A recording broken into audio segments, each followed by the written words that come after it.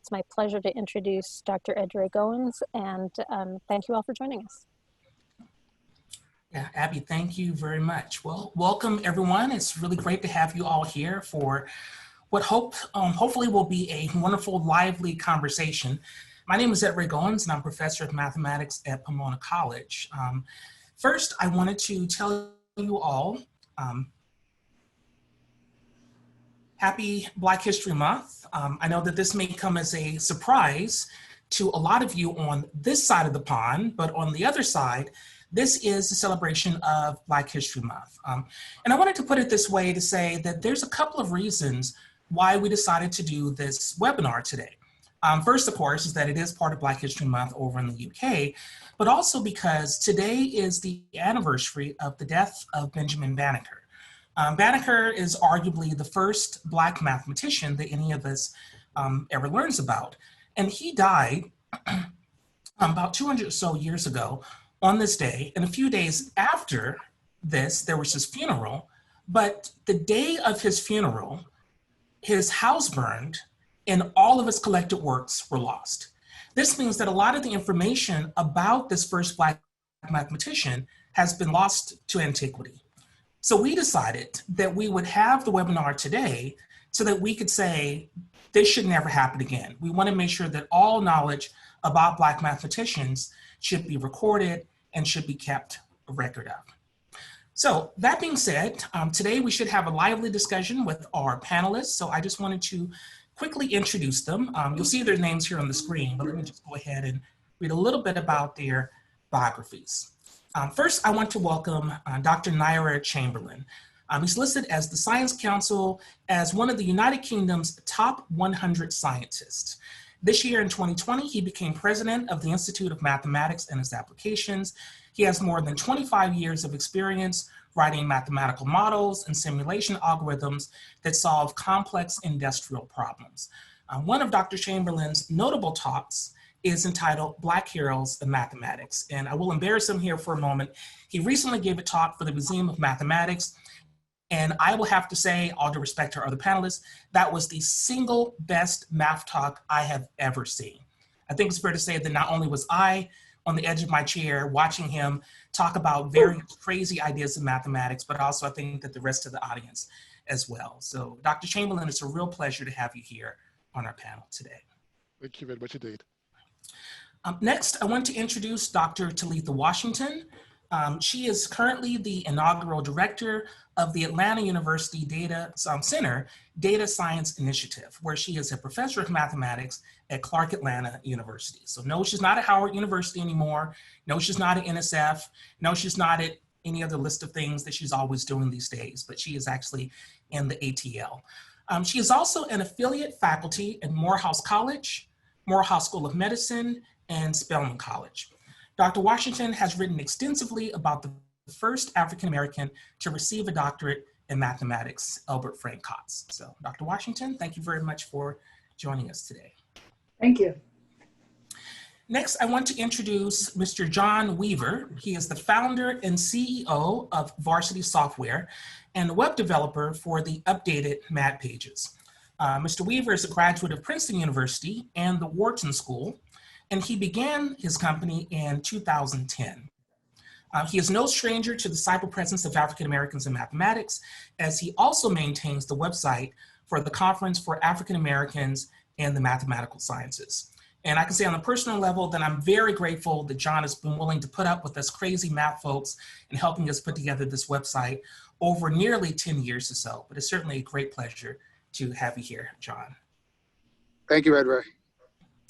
And the last person I want to introduce is the great Dr. Scott Williams. He is a professor emeritus of mathematics at the State University of New York, Buffalo, SUNY Buffalo, and he is the creator of the original Mad Pages, and he did so in 1997. Dr. Williams is one of the two founders of Black and Third World Mathematicians, the first mathematical society for African and African-American mathematicians, which in 1971 became the National Association of Mathematicians, also known as NAM. These days, Dr. Williams spends most of his time creating and reciting poetry. Dr. Williams has also published nearly 50 papers in general topology, set theory, and dynamics. He has received the highest teaching award at the State University of New York. Further, he has served on editorial boards for the Notices of the American Mathematics Society and for the National Association of Mathematicians. I'll say that it's great to have Scott here because he does spend a lot of his time these days doing writing poetry and reading poetry, and it's great that he was willing to take some time away from his busy schedule to spend time with that. So thanks very much, Scott. It's great to have you here. Now, what I'd like to do is talk a little bit more about this idea of MAD pages.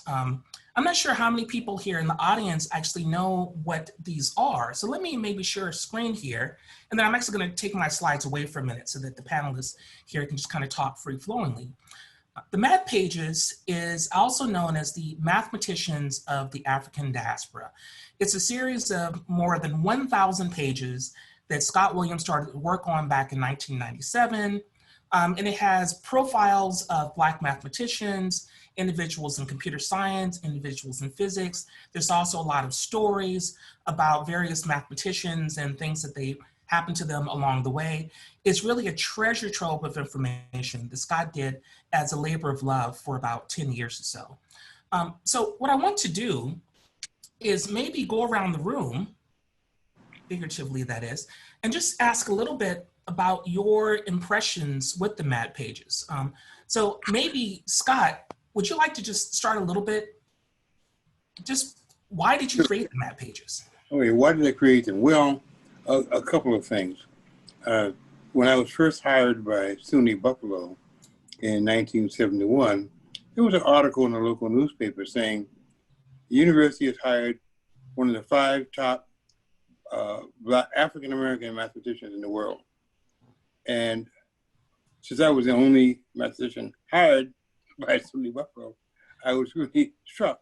I was only 2 years out of getting my PhD, and it was frightening that they would classify me in that fashion. It stuck with me for a while, and off and on I began sort of collecting data about other African-American mathematicians, and learning about various people. And so now, in 96, I think it was 1996, was when I quit smoking cigarettes. And when I quit smoking cigarettes, I became stupid. I had no mathematical ideas for what am I gonna do. I'm going to do other stuff. Write a book, I started that, and to create this website, which I did. First thing I saw on the web was that there was one website out of Princeton.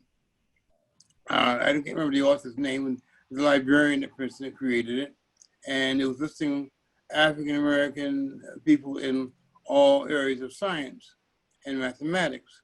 And there were 5 people in mathematics, 2 of whom I'd never heard of.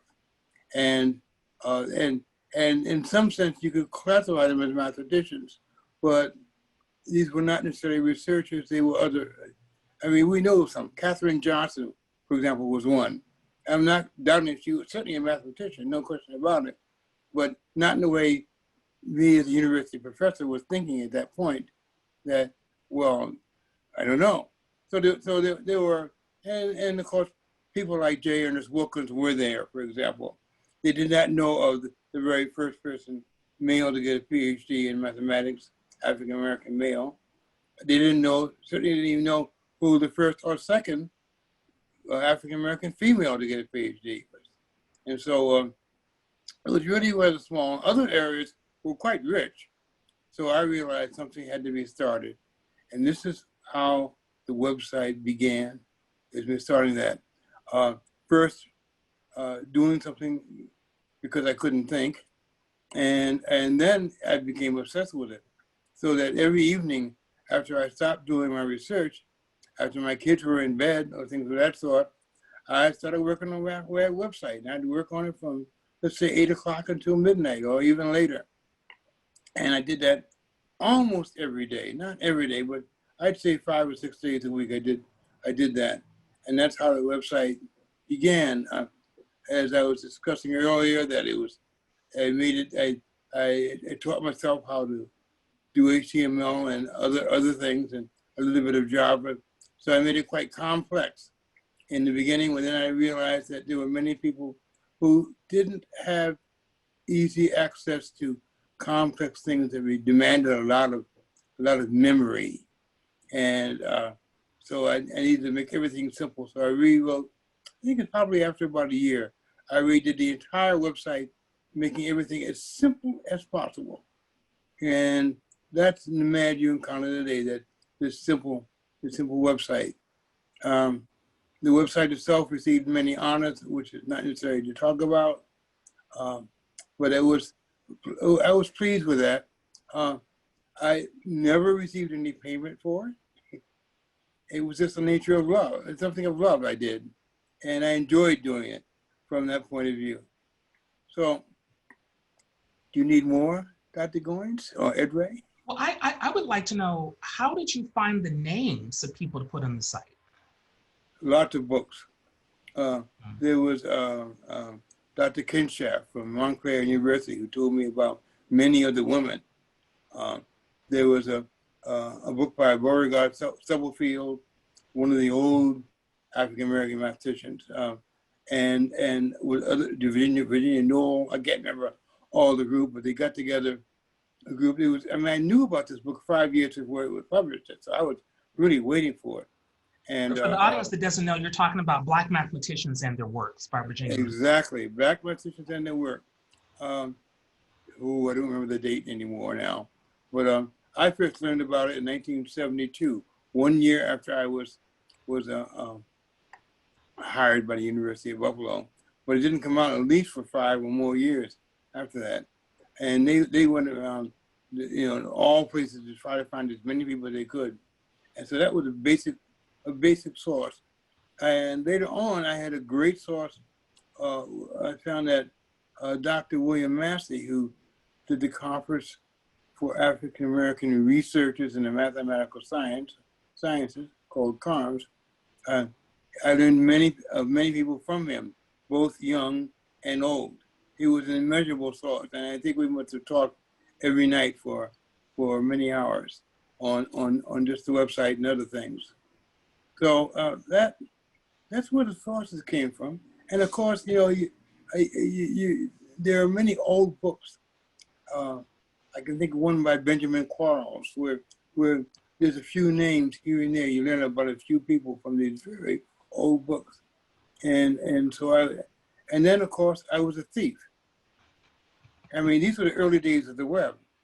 I went to every university website, studied pictures, and looked at people's biographies, and I just did that stuff.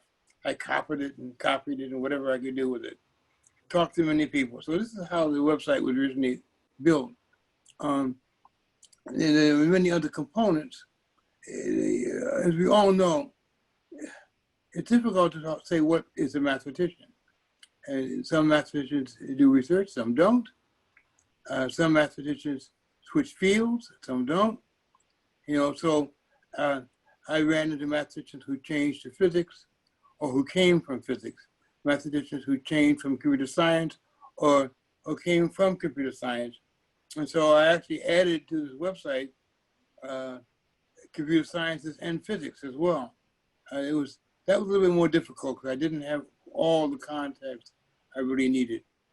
And then I caught the attention of the African Mathematical Union, which is a group of mathematicians in Africa, and did a lot of work with them and with various people from there, and just getting together all the data I could, and finding some of the early PhDs there, and some of the great mathematicians in and from Africa as well.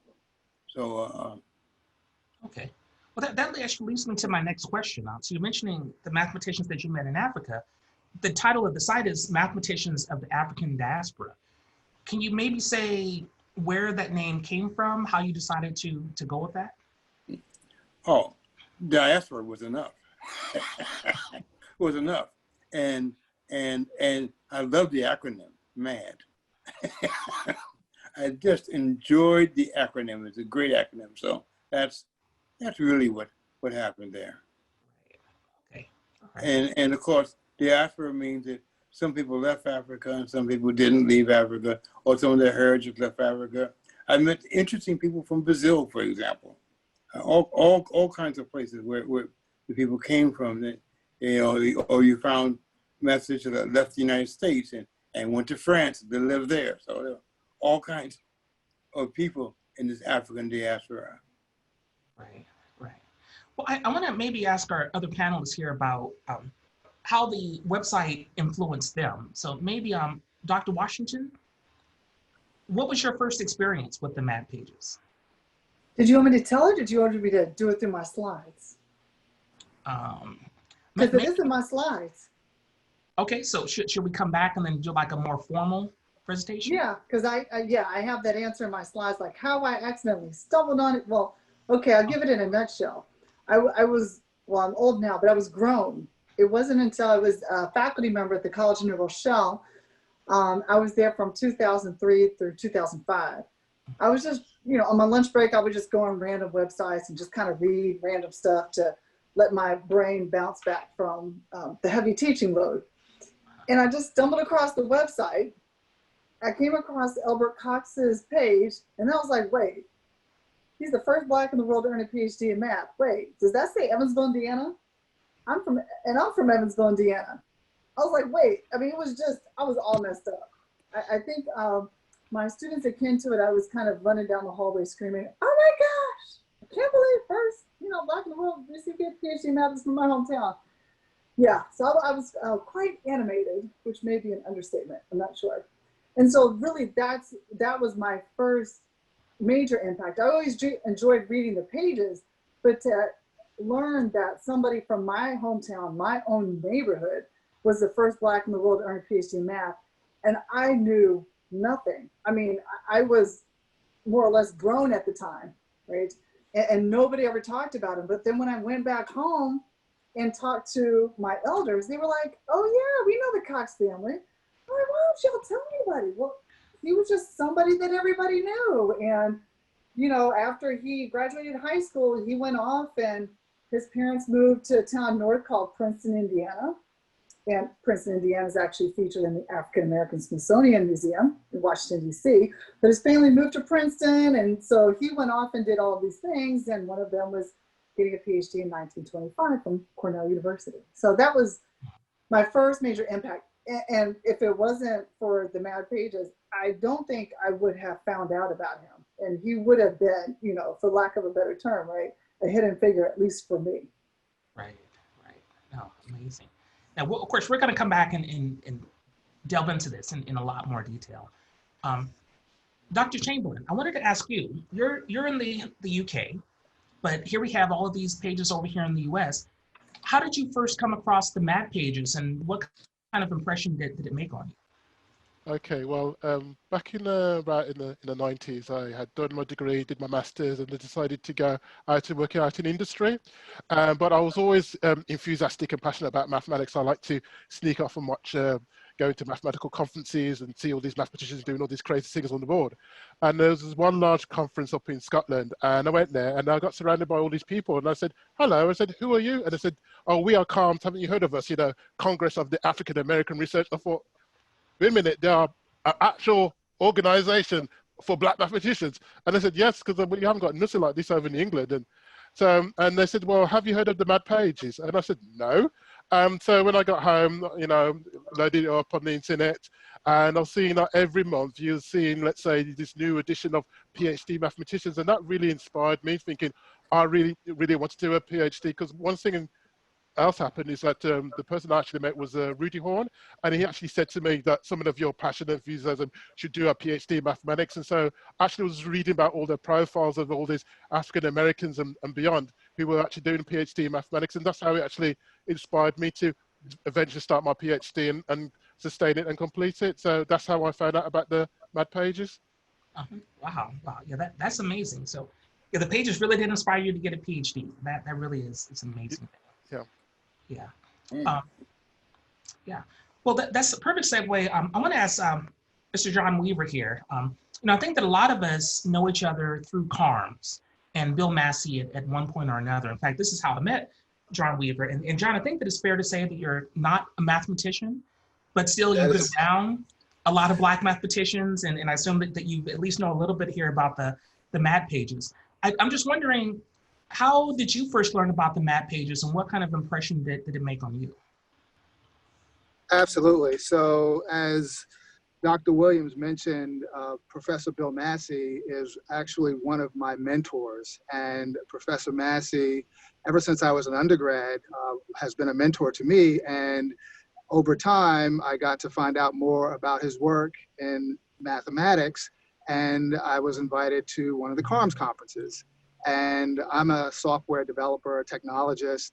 I'm not a mathematician, but I basically came to the CARMS conference to meet other Black professionals, and that is when I first met Dr. Williams. And that's probably been about 10, 15 years ago. But Professor Massey and the CARMS conference is how I got introduced to the world of Black mathematicians. I'm not a mathematician. I actually got my undergraduate degree in anthropology. However, my mother, who grew up in Greenville, Mississippi in the 1940s, wanted to be a mathematician. And in fact, she ended up going to Jackson State for just 1 year before she had to drop out for financial reasons and move to New York. But she has always instilled in me the love of science and technology and math. She ended up becoming a public school teacher in the Bronx. And I always remember her bringing home papers and grading papers late at night and working on math and business math problems. But when I got to college, I didn't do anything mathematical. I went the anthropological route, but then ended up in the software development industry, where I've been for about 25 years. Oh, wow, yeah, no, that is great. Thanks. Scott, I wanted to come back to you for a moment. We've mentioned a few names here, some mathematicians like Albert Cox. And one thing that I've always loved in talking to you over the years about mathematicians is that you didn't just write about these folks on the web pages, you actually knew them, you actually knew about the research. I'm thinking of the fact that you are a topologist by training, and you know quite a bit about one of the first topologists, William Claytor. Not just about like the work that he's done, but also about his life, about various influences. I was wondering if maybe you might want to share a story. It could be about William Claytor, the third Black to get his PhD in math, but it could also be about anyone. But I'm just wondering if you could maybe just share a story about some mathematician. William Claytor was an interesting man. He was a tall, handsome man whom I met actually because his wife and my father worked together in the field of psychology. They were both professors at Morgan State University, historically black college in Baltimore. And so as a young child, I'm guessing maybe 10, I probably first met, or maybe a little older, I first met Dr. Claytor when my parents went over to visit the two Claytors in their home in Washington, D.C. Claytor was a professor at Howard, but you know, it's not always easy for a married couple to get jobs at the same institution, and so Claytor they had a home in Washington, D.C., and that's where my parents and I went over to visit them. And we'd see them probably twice a year. I think it's about right. You know, it was interesting. My relationship with Claytor, of course, was, I mean, it's with some old guy, right? He's a mathematician, but an old guy. I loved mathematics at all, probably from, who knows, maybe from birth. I love mathematics. Excuse me for the fire engine, so we'll go on. And then Claytor did show interest in me. I mean, I had solved some I guess in the Mathematical Monthly by the MAA, they had two classes of problems, elementary problems and advanced problems. I solved an advanced problem, I think it was sophomore or junior, and he was very interested in that process that I did that. Of course, but I was just an undergraduate student. I didn't know anything special about that. But he began showing interest in me. He knew that I was going to grad school to study algebra. Within, I think my mother told him, my mother had a master's degree in mathematics. My mother told him that I had changed my interest to topology. They'd give me I think it was let's see, I started grad school in '64. I think it was Christmas of 1964 when my parents got me two books, a book in set theory by Sierpinski and a book in topology by Kelly. And these were really a special Christmas gifts as far as I was concerned. They were really, really good. So they knew already I was showing interest in topology, and about a year or so later, I was definitely into topology. And that was going to be my area that I was going to concentrate on. It was kind of minor interest in algebra. Of course, I never left that. So once I went to graduate school, I didn't visit them. But my mother did tell, I believe Dr. Clayton knew I was working on my PhD thesis, And that's when he apparently told his wife I could have all of his books. And when he went, and when he died before I got my doctorate, but his wife gave to me all of his books. And that was really a wonderful experience. All of a sudden my library tripled in size. And why tripled? Well, he was a research mathematician. Clayton he loved doing research. He was prohibited from doing research for two things. One, every time that a research institution was interested in him, racism kept him from getting a position there. That was true about Princeton, and that was true about Michigan. And at Princeton, even though he was given a position at the Institute for Advanced Study, at that time, the Institute was actually part of the university. And the university were afraid that somehow its students would have some Congress with a black man. And so they canceled that opportunity for going there. He went to conferences. And let's say in the early days, conferences were not a very pleasant thing for an African American, especially when Robert E. Lee Moore was president of the AMS. They would have conferences in the South, and no black person could stay in a hotel in the South, so you had to find some local person to house you. And then you couldn't expect to go to the place and maybe have a meal. You weren't allowed to eat meals there. And he was so disappointed in that he began to be depressed about just these obstacles of doing mathematics. So he had a couple of very good papers. I mean, every so often I would run into somebody who knew his work and talked about how good he was. But after a while, he hit a point of depression. He stopped doing it, and he was a teacher at Howard University. So that's Dr. Claytor's, a little bit of Dr. Claytor's story and my connection with Dr. Claytor. Right. I want to ask you a follow-up to that. Now, there was another Black topologist that I think also had a connection with R.L. Moore, Vivienne Malone Mays. You know, she went to UT Austin, tried to study topology, but ran into a lot of the same issues. Essentially couldn't sit there in the class. Moore gave her a hard time. But it seems that she made it, that she had a really good career. She eventually ended up at Baylor University, where it seems that she did really well. Did you know Professor Malone Mays when either you were a grad student or a young topologist coming up? As a faculty member, in Buffalo is when I first met her. I believe I may have met her when I was at Penn State before, as a faculty member before I went to Buffalo.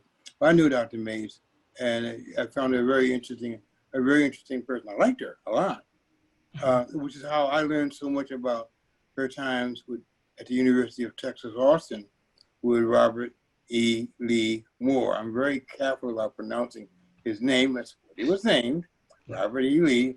I don't remember what the E stand for, but I think it was the same thing that the General Robert E. Lee's, what his E was all about as well. But it was well known that a Black person could not take his class. I forget, I don't know if it was Benjamin Mays or, I can't remember her name. Yeah, Vivian Malone Mays. Yeah, Vivian Malone. I can't remember if it was she or who it was that he said, he told them that if you took my class, the best grade you can get is a C.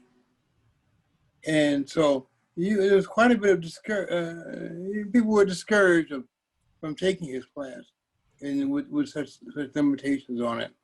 And I had a minor experience when I gave in my area the big conference was every spring. It was called the Spring Topology Conference, but it was mostly not predominantly run by students of R.L. Moore. And the first time I spoke there in 1976, I said, well, if Moore were here, you wouldn't be speaking. I was told by a student of Moore that was the case. So that was my own familiarity with that circumstance. Right. I think I probably said more than you really wanted to hear. But that's a bit about Robert E. Lee and a bit about Vivian Malone Mays. Okay. All right. Thanks. Let me maybe ask the other panelists just about stories of mathematicians that you know, maybe like just the story you want to tell. Maybe John, I'll start with you. You have any stories of either a mathematician that you've met, or you've been to CARMS many times and have definitely met a lot of people there. I just wonder if you just want to give us an impression of any story you'd like to tell. Absolutely. There's one that comes to mind. And as I mentioned, Professor Massey has been a wonderful mentor to me over the years. And one of the things, if you know Bill is all about connecting people. He's always about introducing you to anybody who he thinks might be able to help you or just connect you with. So I remember at one conference, he introduced me to Dr. James West.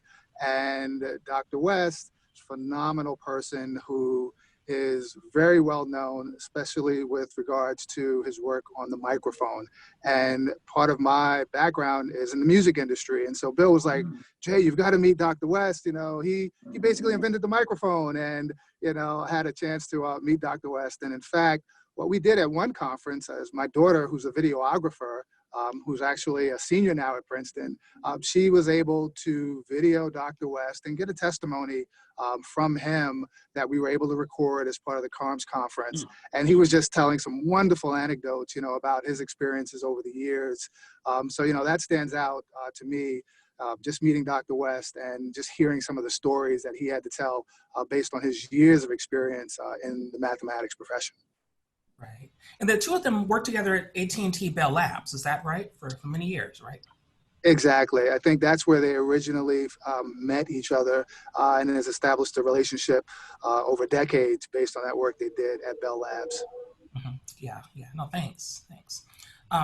Dr. Chamberlain, you've been known to give talks all over the world on Black heroes of mathematics. Can you maybe share with us one story of a hero? Okay, well, I will share one story. I'll share a story of a mathematician that was actually born in the United Kingdom, even though she's regarded as an African American. So I'm just going to wave the British flag over here. Do you know what I mean? Yeah. So, Catherine Abiola Okikiolu, she was born in England from an English mother and Nigerian father. Her father was a prolific mathematician himself. I believe he was in the university at East Anglia. And unfortunately, even though he was, did so many papers, he unfortunately wasn't promoted to become a professor and decided just to go off and be an inventor. But she actually made it into Cambridge University, one of the top universities in England, did a degree there, and then she went off to do UCL. She was, let's say, the first Black mathematician to win the Sloan Research Fellowship, and also the first Black female mathematician to get to write a paper in the Annals of Mathematics. She's very much, last year I did a conference at Cambridge University, which was called Black Mathematicians at Cambridge, and I was going through all the mathematicians that had done done a degree at Cambridge University, and she was very much celebrated, one of the best that Cambridge has ever produced. So that's and I know she became an American citizen in 1997, but we just like you calling her British. Right. Yeah. Thanks for Can that. I Remind me something? And then add with that, her father, when I last looked at it, had more papers in mathematics than any other Black mathematician. Yeah. Her father. Yeah. Wow. Yeah, that's something. Yeah. I'm remembering that there was a book that was Princeton University Press. It was kind of like a coffee table book that had photos. I think it was called Mathematicians, an Interview of an Outer World, or an Outer View of an Inner World. And I noticed that they had profiles of both Kate and her father, George. It was really beautiful that there were maybe 30 really famous mathematicians that were there. Bill Massey is one of the people that they also profiled. But I thought that was really beautiful that there was like a father-daughter team of 2 Black mathematicians that was featured in this book. Didn't Kenshaft put that book out? I think that's right. It's been a while, but I think that's right. Yeah. And Dr. Washington, of course, this segues to you. I know that you've done some research on some Black mathematicians. Would you like to maybe share a story or two? Sure. So the story's in the slides, but I don't know when we're going to get to that part. Okay, well, we're at that part right now. So I'll go ahead and I will pull up the slides and just let me know. Yeah, I mean, story time with photos, right? Maybe? Yeah, okay. So this is story time with Albert Frank Cox.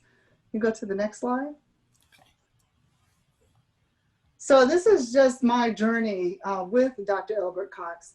I mean, he's no longer physically with us, but I always find it, when I look and research people who have either passed on or who have went before me, I feel like I go along a journey with them as they travel on their math. And when I look into what they did, obviously I look at their mathematics, what were they thinking, but I also think about it in a societal context. Where did they live? Who would they have talked to? What would they have seen, on the news or on the radio? And so what was that whole environment like? Because obviously in the 50s or 40s and so on, it's quite different from the current day. So I always try to figure out, what would they have seen? What was their viewpoint? What was their vantage point? So we go to the next slide. Sorry.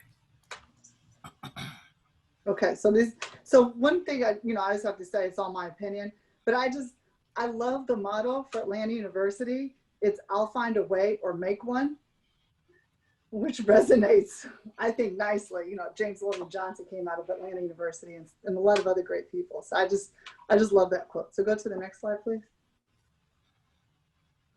So I'm originally from Evansville, Indiana. And I think that if you try to balance out the country by population, the middle of it would be in Evansville, Indiana, population-wise. So it's in the southwestern corner of the state of Indiana, borders on the Ohio River. So it's a border town right on the Mason-Dixie line. So even though we are technically in the northern state, Indiana has a big history with the Ku Klux Klan. They were very active in Indiana. I mean, in the early 1900s, there were more registered Klansmen in the state of Indiana than all the southern states combined. So even though we're not in as what we call the deep South, a lot of people came to Evansville from the South. They migrated north. They came there. Some people stayed, and some people would have migrated on either to Indianapolis, Chicago, or Detroit when you had that migration going north to the cities. So that's where he was born. Next slide, please. And that's where I'm from. We call it the Ville. So I did my undergrad at Spelman, then I went to grad school at UConn, postdoc at Duke. And it wasn't until the College of New Rochelle till I found him accidentally by stumbling on the MAD pages made by Dr. Scott Williams. Go to the next slide. So here's a screenshot of the MAD pages. And so when I imagine, I'm just sitting at my desk randomly looking online in between classes. And when I saw birthplace Evansville, Indiana, I was like, the Ville? What? That's what we call it anyway. There's Louisville and all the other ones, but the only one that matters is Evansville, right? So I was like, Evansville, like, what is this? And yeah, I was just shocked. Here I am, PhD mathematician. I'm old at this point.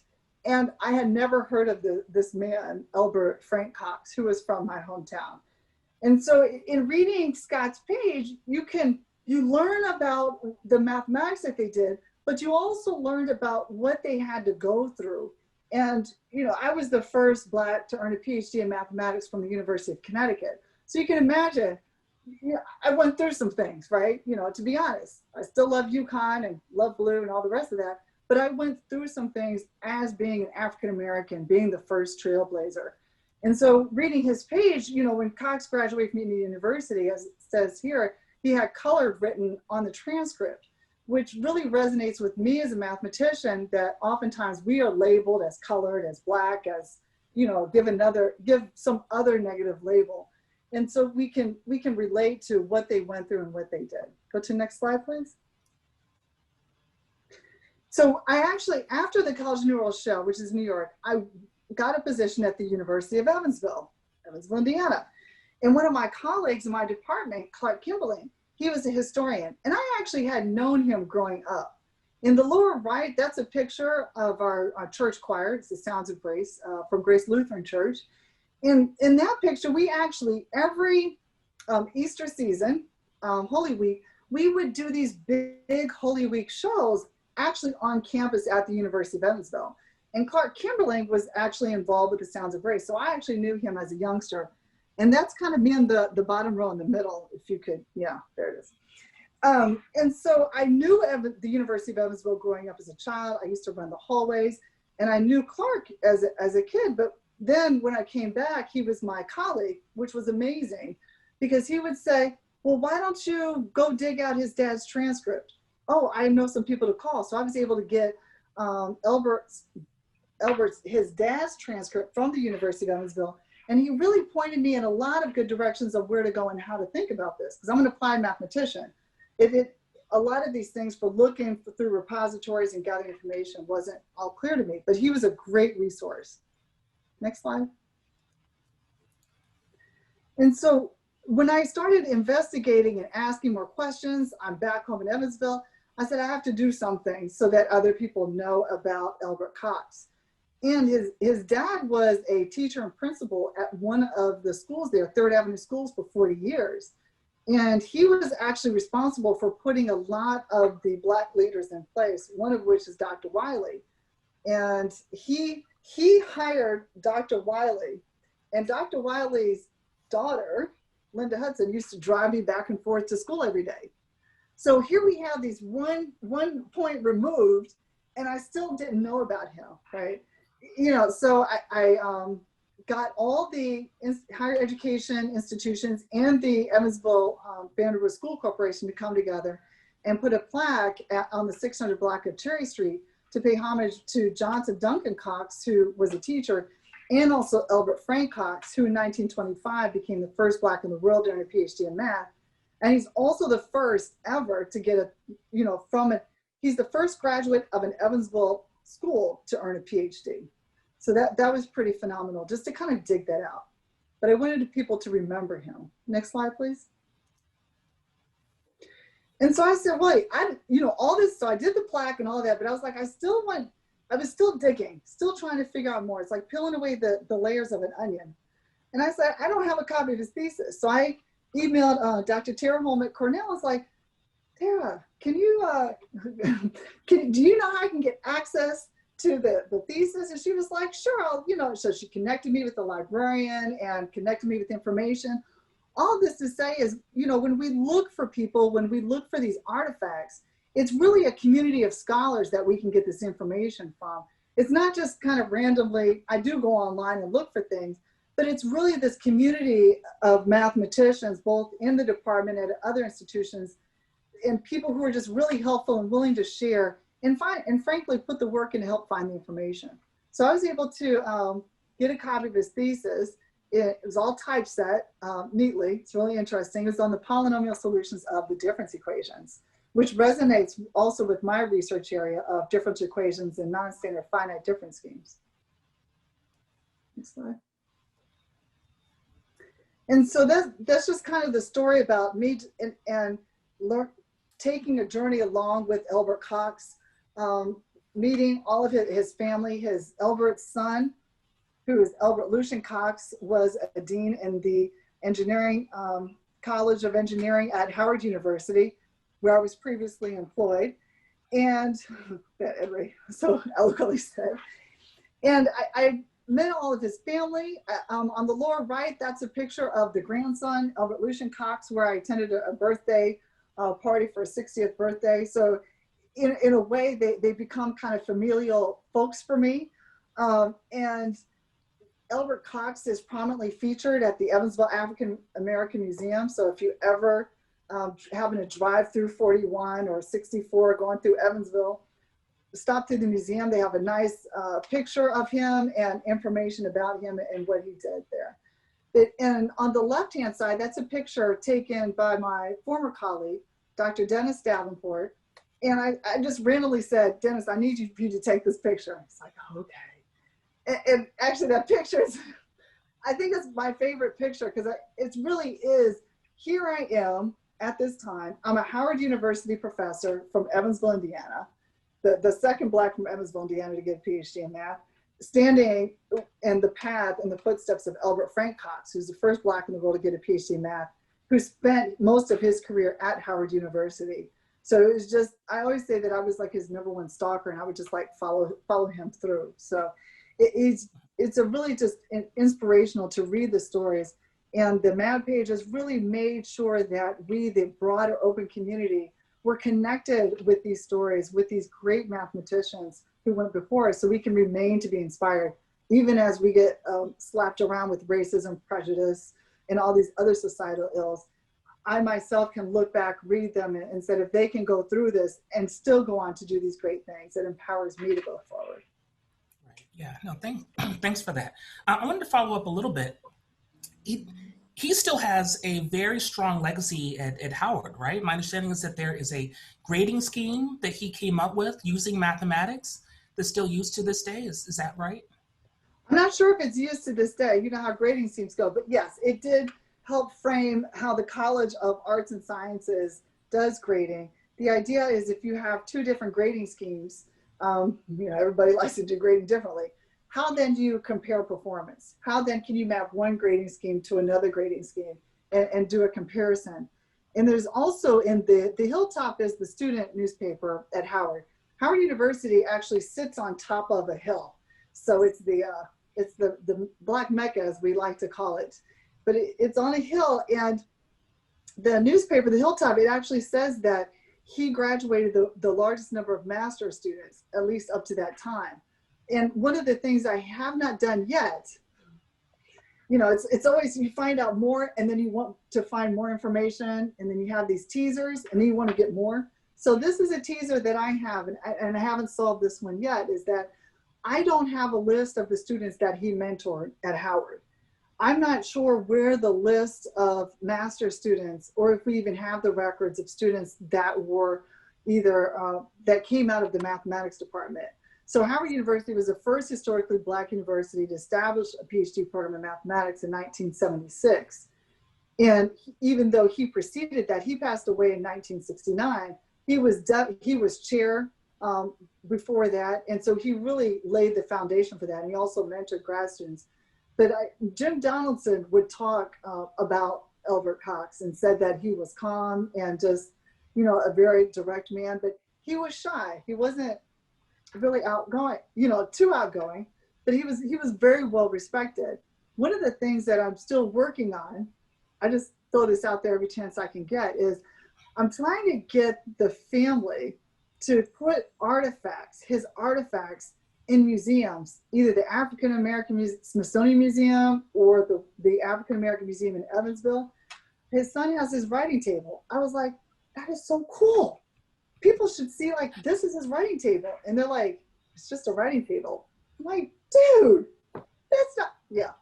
So I don't think I need to take a course in wooing or something. I haven't been able to yet convince the family, let's get these artifacts, get the pictures and things in a museum so we can really share those stories. Oftentimes we do good work, we do a lot of work, but we don't know what is important to other people.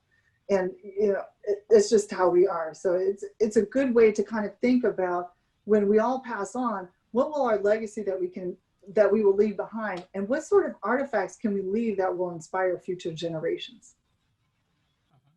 Yeah, no, exactly. I wanted to follow up on a lot of what you're saying here. The whole focus here of this panel is supposed to talk about documenting the history of Black mathematicians. And a couple of things that you've done in the sense of Albert Cox that I really appreciate are that you had a plaque, really a plaque in Evansville to announce that he's the first Black to get his PhD, and you were able to help set up an exhibit there at the African American Museum to talk about his life and his works. Can you say a little bit about the work you had to do, like actually hitting the ground, putting the plaque together, making sure that it's actually there, the city knows about it, also there at the museum? Did you just walk in one day to the museum and say, look, you guys need to have an exhibit? But yeah, can you just say a little bit about how you actually got those to work out? So for the plaque, it really was, I worked alongside Dr. Chamberlain. Dr. Chamberlain gave a lot. You could just walk in his office and say, Clark, I'm trying to do this. And he's like, well, how about this, that, this? And you're like, that's so cool. And I would just run away and do all these things. So he was very gently kind of say, well, why not try this and try that? And he had actually researched putting in historical markers. I did consider trying to get like an Indiana registered historical marker, but I was like, that was tricky. But we did do a marker. It sits under a tulip tree. And also my other colleague, Muhammad Aziri, he was also helpful in kind of navigating the Evansville landscape.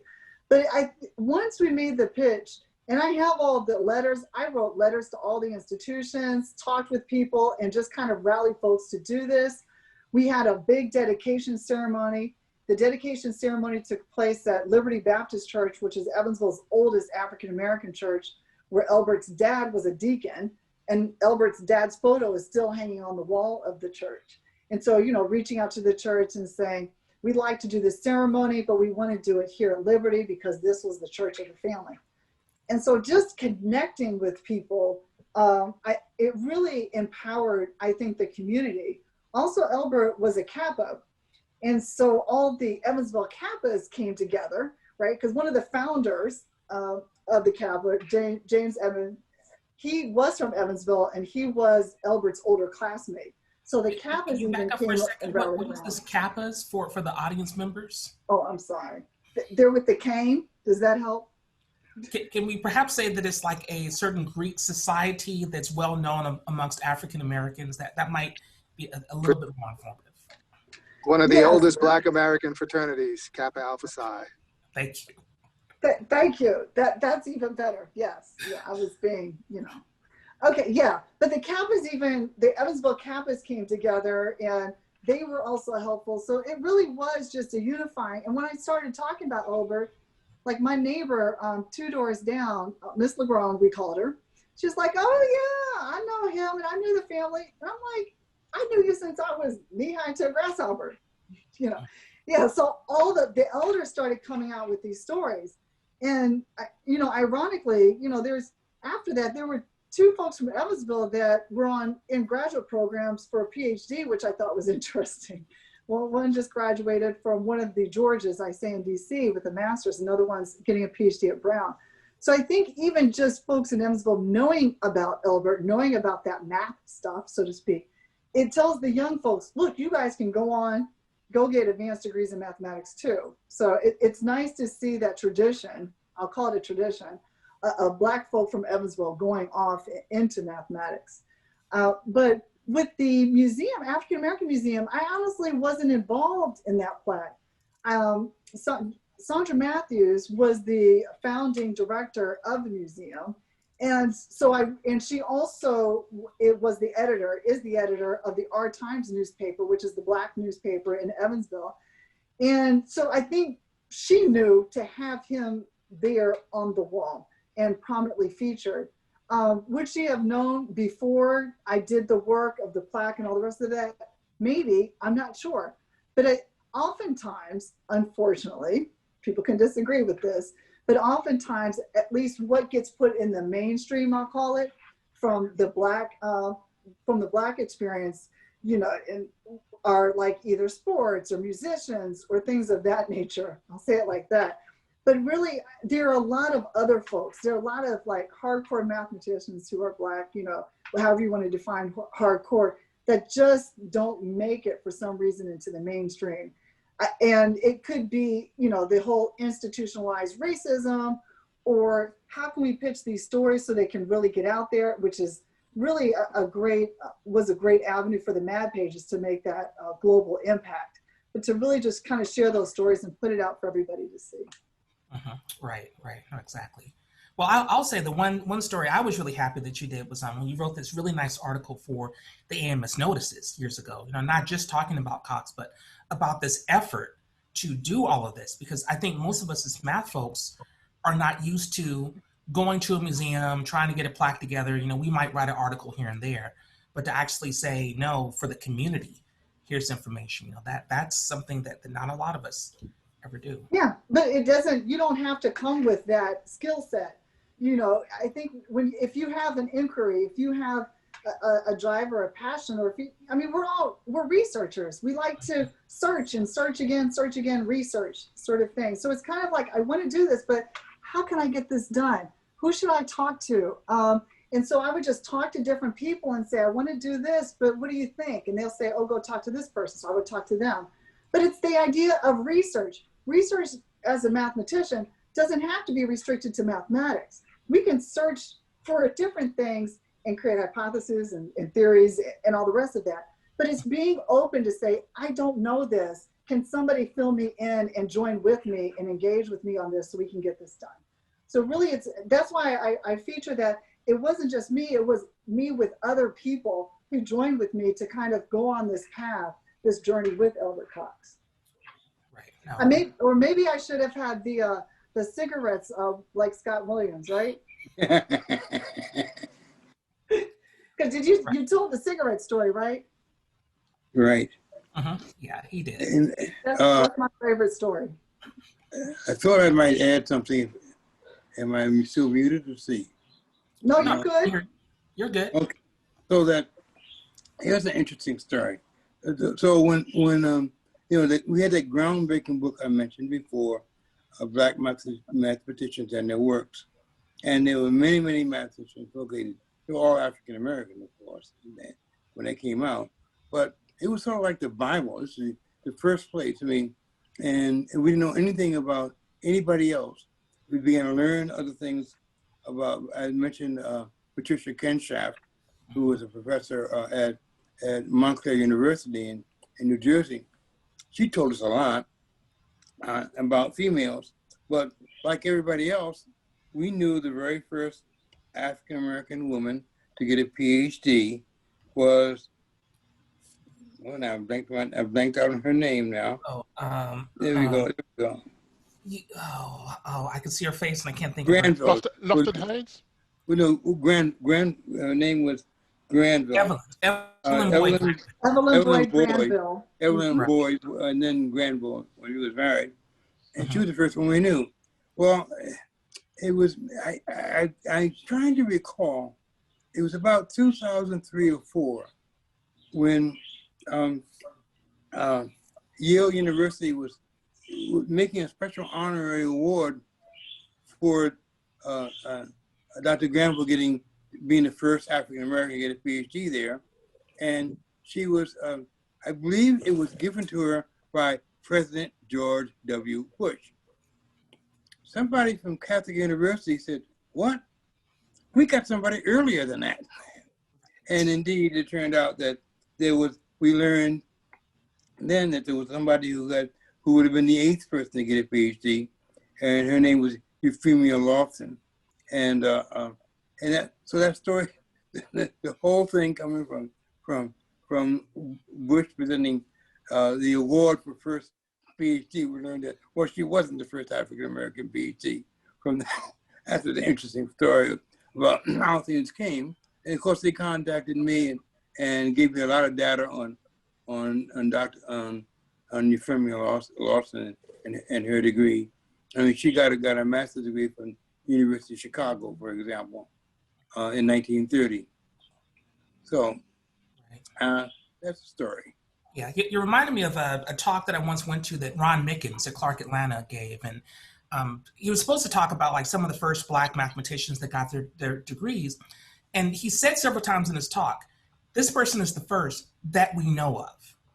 You know, really saying that things could change if you find out some new information. So it's just a matter of what you know at the moment. So I wanted to maybe ask the panel a question. There's a question that's been put here in the chat, and it's been a couple of answers, and I'll just say a little bit.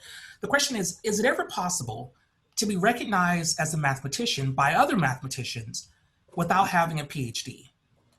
And I think for most of us, the first name that comes to mind, and this is also put here in the chat, Albert Turner Baruka Reed. I'm just wondering if anybody wants to maybe tag off of that, talk about Baruka Reed, if there's any other names that you might want to say. James Josephs was a topologist and faculty at Howard. Watch out for the parakeet crying around. James Joseph was a topologist at Howard University, and he did not get his doctorate as well, but he has many papers.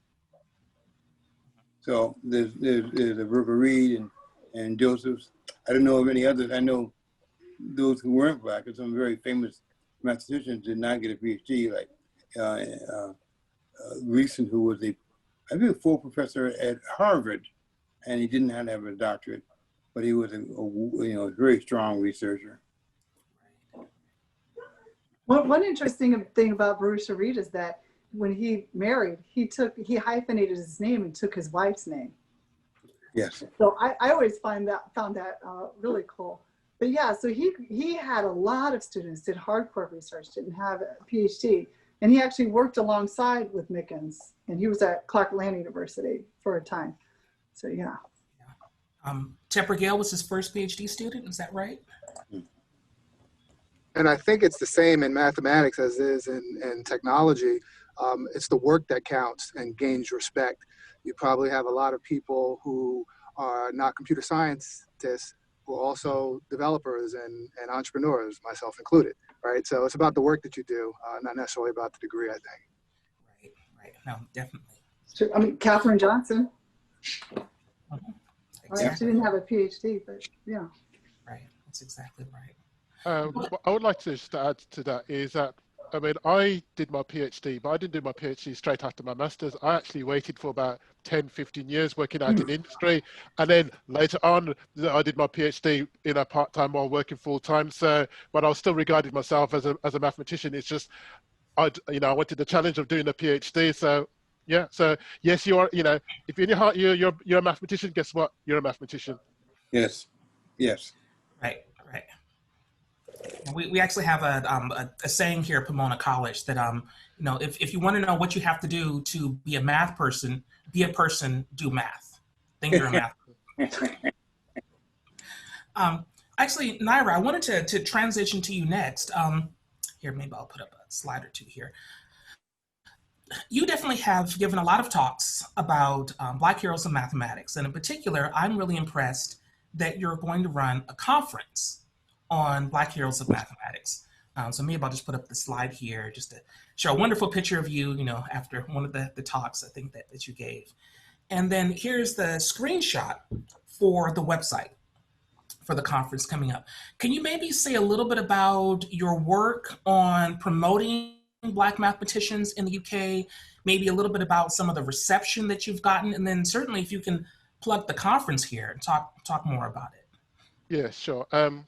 Well, October, as it was stated earlier, is Black History Month here in the UK. And one of the things I noticed when I used to go to all of these events celebrating Black History Month, they used to talk about singers and sports stars and singers and sports stars and singers and sports stars and singers and sports stars. And I used to go up to different organizations and say, excuse me, where are the Black scientists and where are the Black engineers and where are the Black mathematicians? And they said, we don't know, and actually we don't care because all we want to know about is Beyonce and Beyonce and Beyonce. Now, no disrespect to Beyonce, I want to see about some mathematicians. So I went to one place which is called the Black Culture Archives, which actually documents the presence of Black people in the United Kingdom all the way back to the Roman days. And what they said to me, they says, Naira, can you help us with this then? Can you actually do some research on Black mathematicians and and tell us, who are the Black heroes of mathematics. And so, so I did my research, and one of the sources was, Scott Williams' website, the Mad Pages. And then, I put up the social media and put it on, and it got a real big response from the IMA and also the Institute of Mathematics Application, that's the Mathematics Society here in the UK, as well as also societies within Europe. And the general comment from the mathematics community saying is, wait a minute, we didn't realize, we don't know none of these names, and we didn't realize that there were Black people that actually did mathematics, and we didn't know about Cox or Francis Williams or Benjamin Banneker. They just didn't know, but they was very keen and very interested to learn more. So then the social media post then turned into actual talk, where actually what I did was I mixed the historical talk of Black mathematicians with my own testimony, especially the challenges of Black people doing mathematics. For one of the challenges is when my son was 4 years old, he went to school. The infant school teacher said to him, "What would you like to be when you grow up?" And my son said, "I would like to be a mathematician." And the teacher said to him, "Well, you will never be a mathematician, but you might grow up to become a singer." And I'm thinking, well, how can you actually say that to a 4-year-old?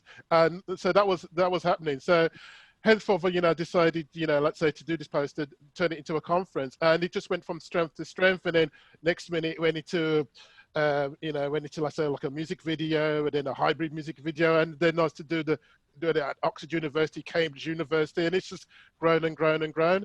And then it's got to the stage now where, even let's say 2 years ago, they decided, University College of London, as well as the other British mathematical societies, decided to call Black History Month Black Mathematicians Month. And we actually was featured in a national newspaper where it's saying Black History Month is now called Black Mathematicians Month. And it was like highlighting Black mathematicians, not only in Britain, but also around the world, including in the United States.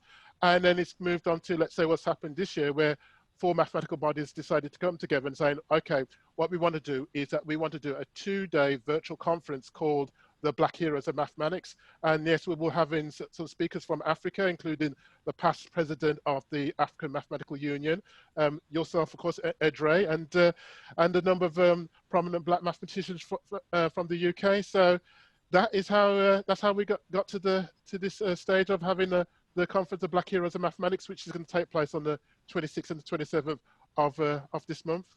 Mm-hmm.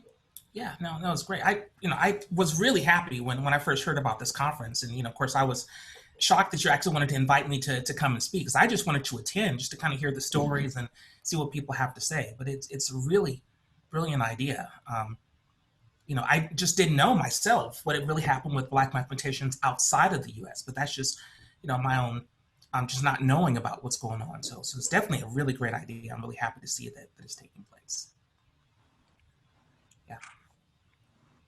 So I think because time is getting a little bit short, let me maybe remind the audience, please send us questions, because we would love to go ahead and have the questions. Let's see, our moderator has asked for us to put a URL for the conference in the chat. I think I'll go ahead and do that in a little bit.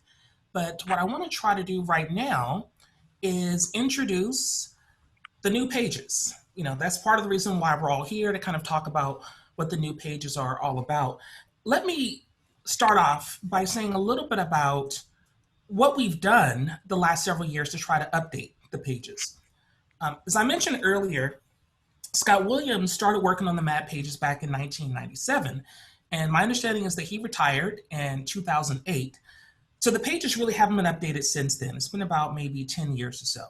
So a few of us have gotten together over the years, sometimes at CARMS conferences, sometimes at other conferences, just to talk about what should we do? What should we do to update the pages and make sure that they're just not going to go away and disappear? I have to give a real thanks to Don King at Northeastern University, who really spearheaded a lot of this for years and years. We're talking making sure to talk to people, that this wouldn't be forgotten, getting funding together. Don King really, really did a lot of work. Finally, myself, John Weaver here, Don King, and Asamoah Nkwanta in Morgan State got together and just decided we just have to knock this out and just get this done. I think we were all overly ambitious, at least I'm talking for myself, thinking that we could just get this done within a few months. We did not realize how much work Scott really had done with these pages. So we spent a lot of time figuring out how to do it, how to get things into a format where we could make changes, what the new structure was going to be. It was really a lot of conversation and a lot of work. But we're happy that we feel that we're done now. I mean, it's still a work in progress, but I think that we're happy enough to show it off to the world. Just to let you all know the way that things are structured, right now everything is set up in a database format. So it is searchable, so you can search either by name, by year of graduation, by gender, by state, by research area. There's a lot of different things that you can search for. Right now we have about 720 names in the database. Of course, we're hoping to add more, but this is kind of our work in progress. And so I just want to add by saying that this last summer, I used part of my NSF funds to run an RU, Research Experience for Undergraduates, where my students actually did help to do one last push to get the database done.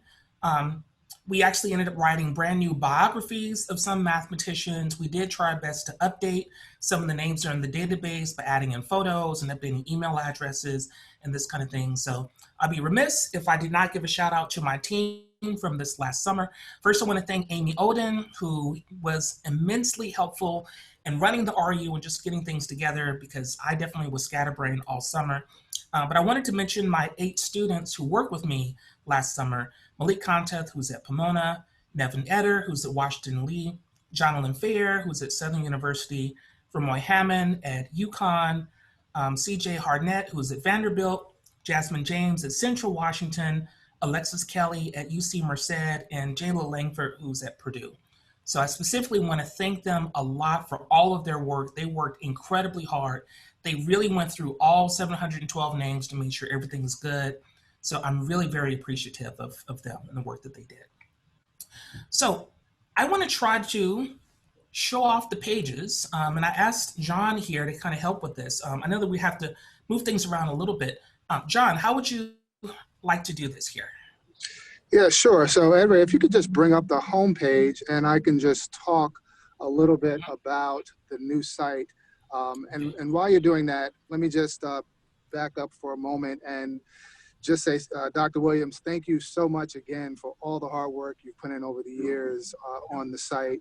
I know it was a labor of love, but as Edray said, we were really ambitious. We thought we could do this quickly, but we found out that all the work you put in was beyond our comprehension in the beginning. And it took us a long time to really just get everything in line for putting together a database-driven site based on all of the data that you had collected for all the mathematicians.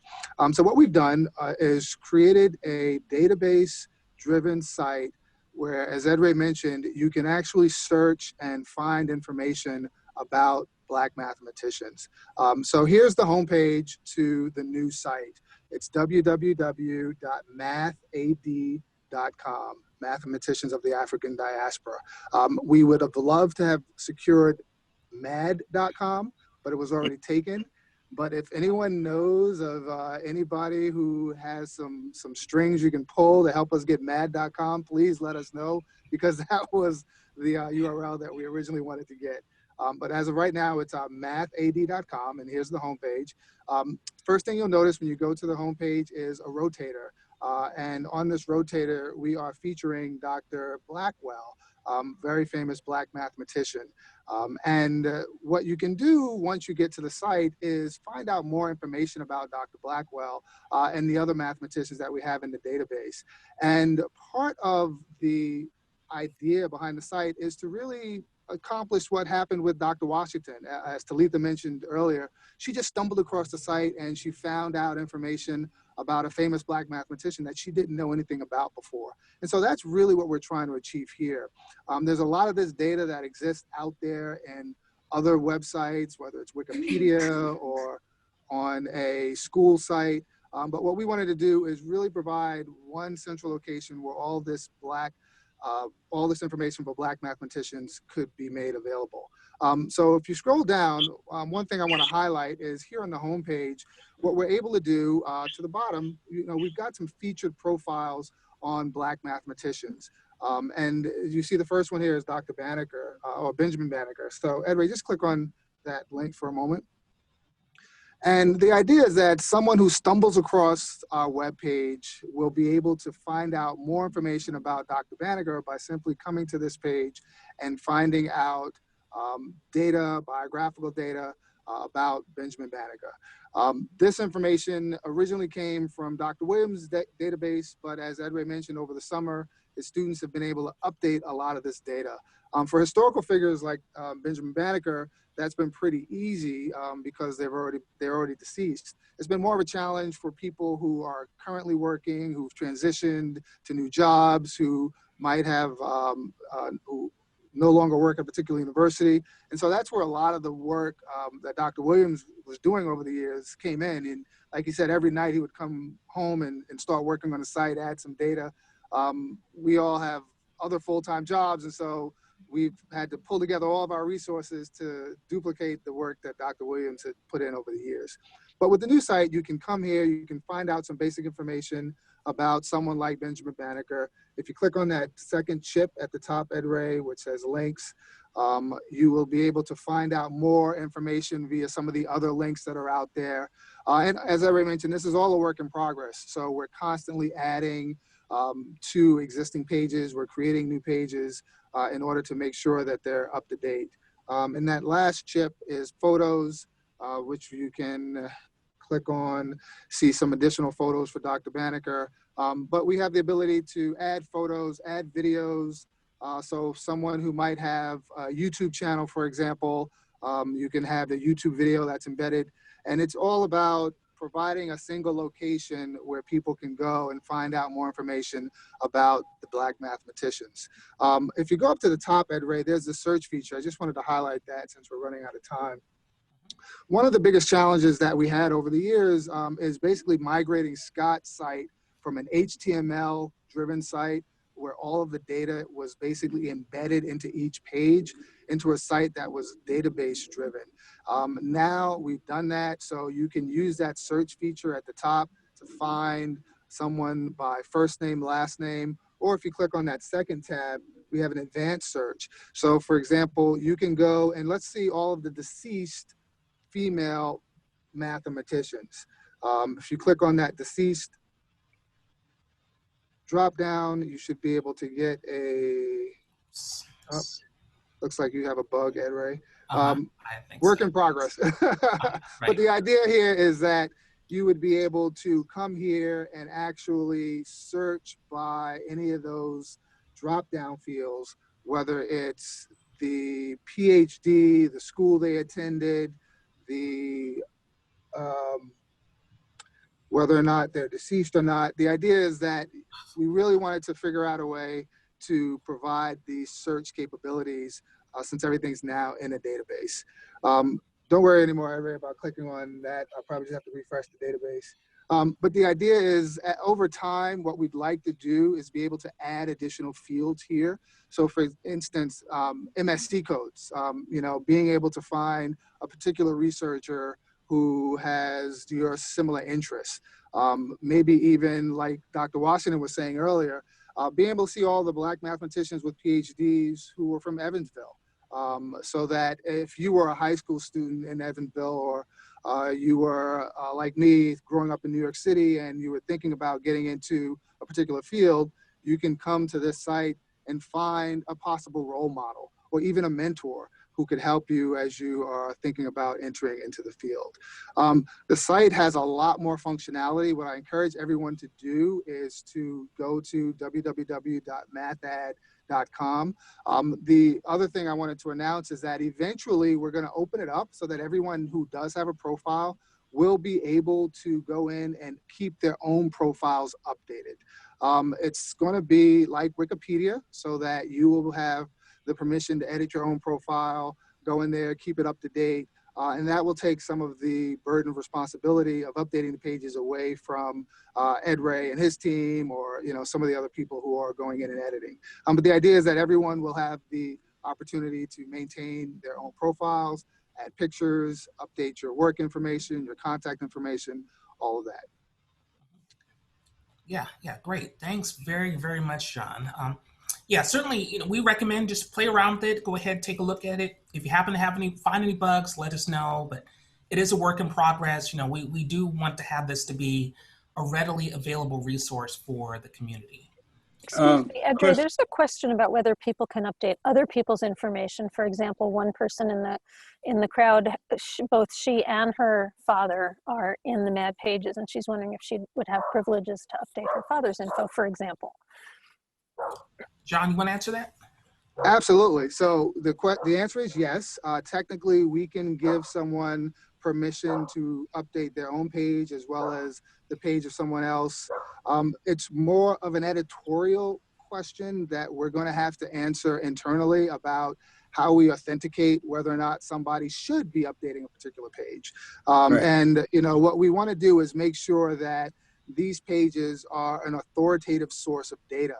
So we want to make sure that whoever's editing the pages either has the right for their own information, but specifically if you're doing it for someone else, that you have their best interest in mind. The last thing we want is for someone to go in and put not just inaccurate information, but just deliberately wrong information as well. And so this is more of like a policy question that internally, the team has to still figure out. Technically, yes, you can do that. Right. Yeah, and there's another question here. Do we want the audience members, let's say, to send us updated information or wait for the capability to update? I can say it's probably both. Just right now, as John was saying, if you personally send me the updated information, I have to kind of find the time to put it here in the database. If it's someone that we know for a fact that it's you and you want to change your own information, I can probably work with John and we can give you those capabilities. But it's like a combination of the two. Certainly, if you see something that's just blatantly false, please let us know and we'll try to fix that right away. But we definitely want to have this so that we can have as much correct information out there as we can. Absolutely. Some of the problems I ran into were people who didn't want to have any data of their on my website, and what to do about that. And I made a decision myself whether to put things or not. Often I just did it. If it was available on the web, I just put it on my website. Other things that I ran into a lot of cases where I was getting false data. I mean, people making grandiose claims that were unbelievable. I won't go through those. And I had to work hard to check with various people to get that data correct and not put on the website what they wanted to have included on the website. So the question of checking data is very important, and it will kill the website if things aren't really checked. Right. And Scott, I just want to echo that because, garbage in, garbage out. And what we want to make sure is that this site is a good source of data. And so for the last couple of months, Edray's team has been going in and making sure that information is up to date. When you retired, I know all the work that you have been putting in, it was a labor of love for you. And so part of the reason that I got involved was because we want to continue this information so that it's available to the next generation and the next generation and the next generation, because it's important information. And eventually I hope to see not just 700 names in here, but 7,000 names, right? I mean, the goal is that this keeps growing and that people will be able to see this as a resource to find out more information about Black mathematicians. Thank you. There's a couple other questions that have come out here that I think I'll go ahead and answer. Jamil is asking, how are the featured profiles chosen? Will they change in the future? Right now, I think that they've just kind of more or less were chosen at random, but certainly we have the feature where we can change them up. We can have as many different featured as we want on the main site. John mentioned here that we have the rotator, so we have David Blackwell, that we can change as well. So, John has done a remarkable job of setting up a lot of functionality here for the site, so we can move around a lot of these things. We also have the ability, Edray, to do a featured mathematician of the week and of the month that can also be posted there on the homepage with just a few clicks. There's a lot of functionality built into the platform that we haven't turned on yet. We thought that first goal would be to get it out there, open up the URL, start getting some feedback, finding bugs, because honestly, as a developer, one of the biggest challenges is testing on every platform, every device. Back in the day, it was easy when it was just Microsoft Explorer on a desktop or a laptop. Now you've got iPads and phones and every browser you can think of. So, please, if you find a bug, just let us know. The link to our generic email address is on the homepage. It's info@mathad.com. It's monitored daily, so please just send information to that email address. All right, I think since we're almost out of time, I wanted to mention a few things before we do call it a day here. Let me maybe share my screen and just kind of go through some of this. We're not gonna have enough time to go through any of these in detail, but I definitely just need to say a few remarks here.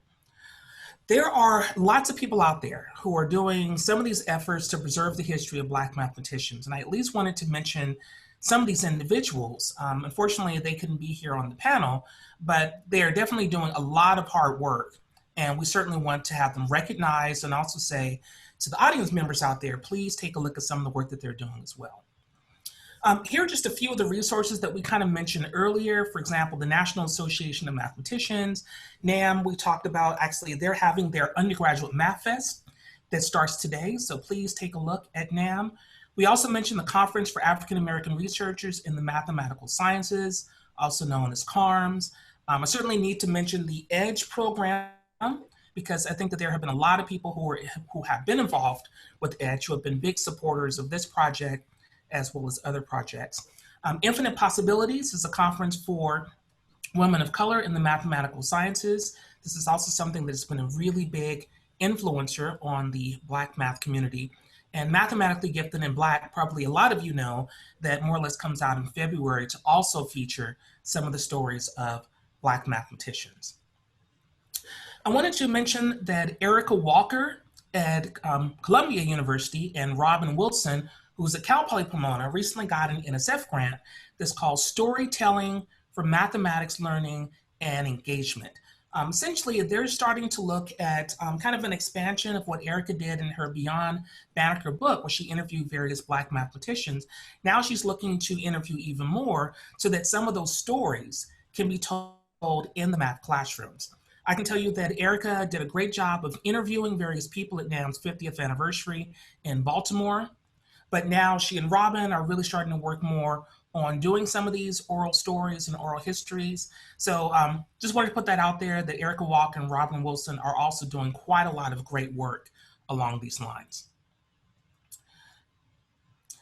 I want to also mention Michael Young, who is at the Iowa State University. Today, he also has a launch. He has put forth what's called the Center for Minorities in the Mathematical Sciences. It's a brand new project. It's a beautiful project. So we certainly do want you to check this out as well. There's a website that puts together a lot of the information, but essentially he views this as like a clearinghouse for information that's of importance to any mathematician of color. Certainly take a look at the site to see what they have. I know that they have a podcast that is going to come out today, Mathematically Uncensored, with Pamela Harris and Eric Swinger. They also have a list of various conferences, a calendar so that you can check out the activities coming up, and they have a database. So I wanted to put this out there because Michael and I have been chatting about this quite a bit. Their database is different from ours, and that we're more focusing on the history of Black mathematicians, whereas he views his database more as like maybe up and coming people who are very active and really trying to kind of rally up the troops, so to say. Also, ours is more focused on Black mathematicians, whereas his is more focused on mathematicians of color more generally.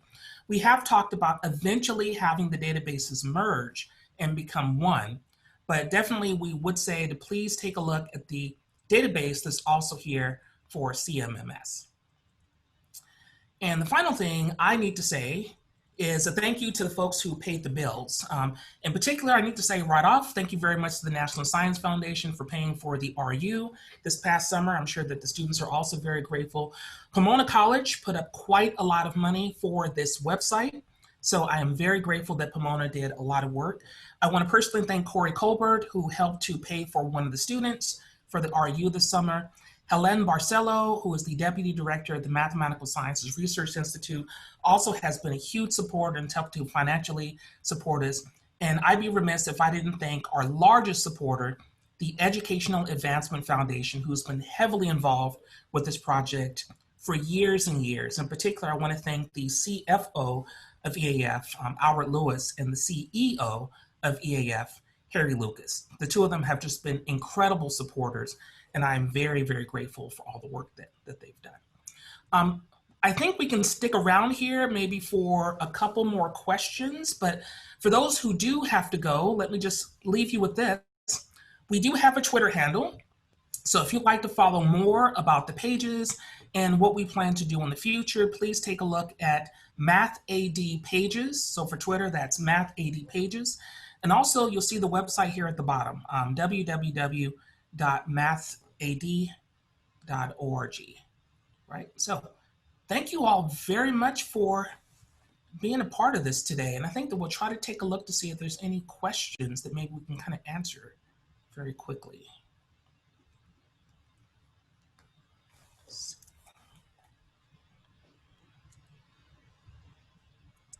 One question was interesting about whether you could think about including a speaker bureau in the future. No, that is definitely a great idea. If you're listing people's mathematical specialties. That might also be a great resource for professional societies who are looking for speakers for their conferences.